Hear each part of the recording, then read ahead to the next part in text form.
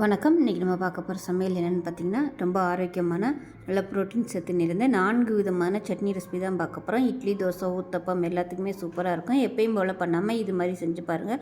வாங்க இந்த 4 விதமான சட்னி ரெசிபியும் எப்படி செய்யலாங்கிறத பார்க்கலாம். ஒரு கடாயை எடுத்துக்கலாம். மெஷரிங் கப்பில் 1/4 கப் அளவுக்கு கொள்ளு எடுத்துருக்கேன். இப்போ இதை நல்லா வறுத்துக்கலாம். இப்போ பாருங்கள், கொள்ளு நல்லா வறுபட்டு ஃப்ளேவர் வருது. இதை வேறு பிளேட்டுக்கு மாற்றிக்கலாம். இதில் கொஞ்சமாக ஒரு 2 சொட்டு எண்ணெய் விட்டுக்கலாம். 1 டீஸ்பூன் போல் கடலைப்பருப்பு, 1 டீஸ்பூன் வர கொத்தமல்லி, சும்மா 5-6 மிளகு சேர்த்துக்கலாம். 1 டீஸ்பூன் போல் சீரகம். இப்போ இதில் 6 வரமிளகாய் சேர்த்துக்கலாம். இப்போ இதில் சின்னதாக ஒரு 3 பீஸ் பெருங்காயம் சேர்த்துக்கலாம்.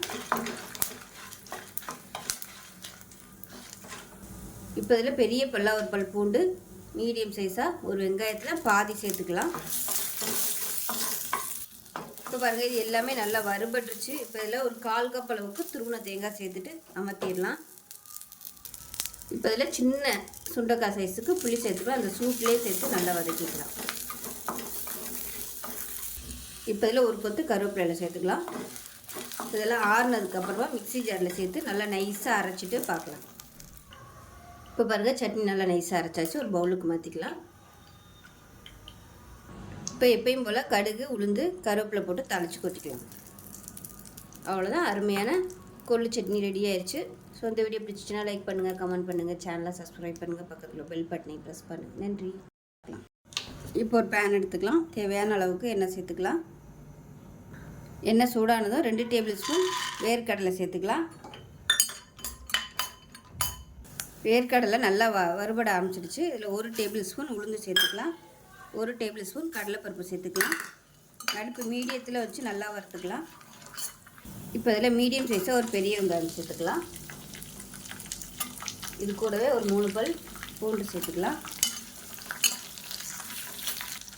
இப்போ காரத்துக்கு தகுந்த மாதிரி வரமிளகாய் சேர்த்துக்கலாம். நான் ஒரு 10 வரமிளகாய் சேர்த்துக்கேன். இது எல்லாமே சின்ன சின்னதாக இருக்குது, அதனால் ஒரு 10 எடுத்துருக்கேன். பெருசாக இருந்தால் நீங்கள் 5 எடுத்துக்கோங்க போதும்.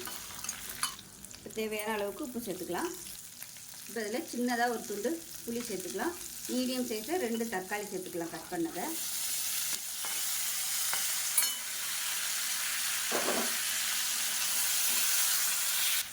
இப்போ தக்காளி ஓரளவுக்கு வதங்க ஆரம்பிச்சிருச்சு. இதில் ஒரு கை அளவுக்கு கொத்தமல்லி இலை சேர்த்துக்கலாம்.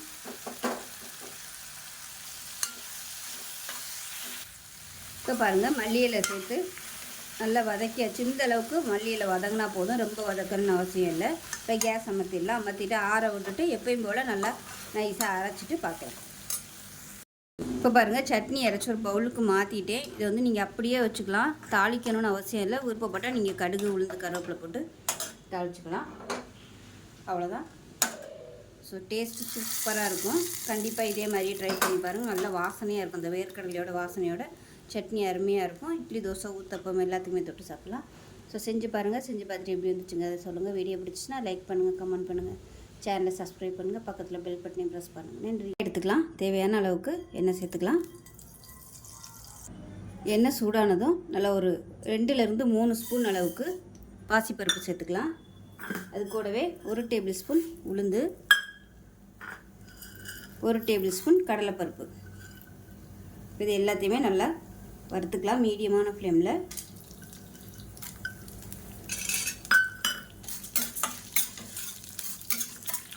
இது கூடவே 8 வரமிளகாய் சேர்த்துக்கலாம். கொஞ்சமாக கருவேப்பிலை சேர்த்துக்கலாம். ஒரு 2 துண்டு இஞ்சி, ஒரு 3 பச்சை மிளகாயை உடைச்சிட்டு சேர்த்துக்கோங்க.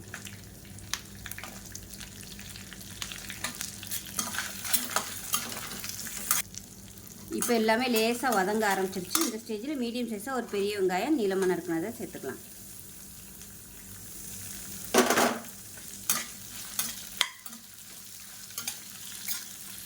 வெங்காயம் வதங்குறதுக்கு உப்பு சேர்த்துக்கலாம்.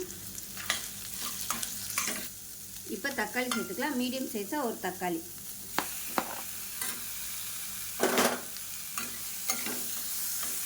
இப்போ இதில் ஒரு கை அளவுக்கு கொத்தமல்லி இலை சேர்த்துக்கலாம். இதையும் சேர்த்து வதக்கி விட்டுக்கலாம். மல்லி இலை இந்த அளவுக்கு வதங்கினா போதும், ரொம்ப வதக்க வேணாம், அதோட ஃப்ளேவர் இருக்காது. இப்போ கேஸ் அமர்த்திடலாம். அமர்த்திட்டு ஆற விட்டுட்டு நல்லா நைஸாக அரைச்சிட்டு பார்க்கலாம். இப்போ பாருங்கள், சட்னி நல்லா நைஸாக அரைச்சாச்சு. ஒரு பவுலுக்கு மாற்றிக்கலாம். மிக்ஸி அலசிட்டு தண்ணியை சேர்த்துக்கலாம். இப்போ இதில் எப்பயும் போல் கடுகு, கருவேப்பிலை, பெருங்காயம் போட்டு தாளிச்சதை சேர்த்துக்கலாம்.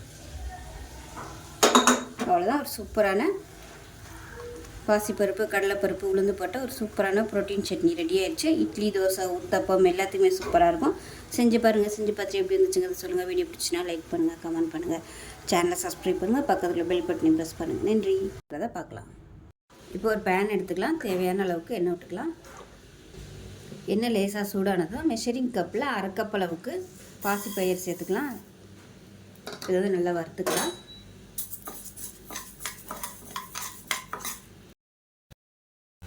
இப்போ நல்லா வறுபட்டதும் ஒரு 10 வரமிளகாய் சேர்த்துக்கலாம். இது கூடவே சேர்த்து இதையும் நல்லா வறுத்துக்கலாம்.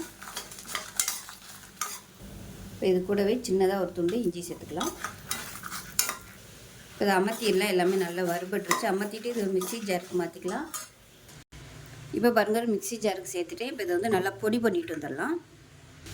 இந்த அளவுக்கு பொடி பண்ணிட்டு வந்துட்டேன். இப்போ 2 பல் பூண்டு சேர்த்துக்கலாம். ஒரு 4 சின்ன வெங்காயம் சேர்த்துக்கலாம். 1/4 கப் அளவுக்கு துருவன தேங்காய் சேர்த்துக்கலாம். இப்போ அது கொஞ்சமாக தண்ணி ஊற்றி நல்லா நைஸாக அரைச்சிட்டு வந்துட்டு பார்க்கலாம். இப்போ இதுக்கு தேவையான உப்பு சேர்த்துக்கலாம். இப்போ பாருங்கள், நல்லா நைஸாக அரைச்சாச்சு. இது ஒரு பவுலில் சேர்த்துக்கலாம்.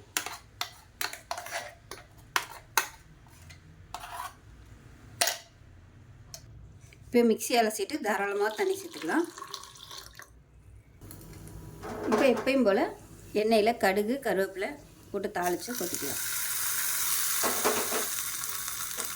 அவ்வளோதான், சூப்பரான தண்ணி சட்னி ரெடி ஆகிடுச்சு. இட்லி, தோசை, ஊத்தப்பத்துக்கு சூப்பராக இருக்கும். செஞ்சு பாருங்கள். செஞ்சு பார்த்துட்டு எப்படி இருந்துச்சுங்கிறத சொல்லுங்கள். வீடியோ பிடிச்சிச்சின்னா லைக் பண்ணுங்கள், கமெண்ட் பண்ணுங்கள், சேனலை சப்ஸ்கிரைப் பண்ணுங்கள், பக்கத்தில் பெல் பட்டனை ப்ரெஸ் பண்ணுங்கள். நன்றி.